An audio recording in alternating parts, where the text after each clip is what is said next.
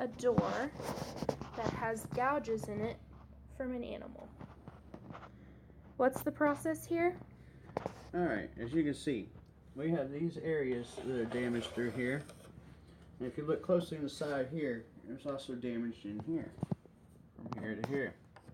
What we're going to do is sand these areas down, bring it down to a nice smooth base, fill it with Bondo, sand that back down again, and then paint our surface to make it match with the original smooth, flush texture of the original door. Awesome. And here is the final product, all dry.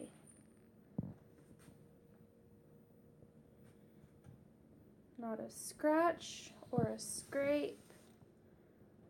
Flawless.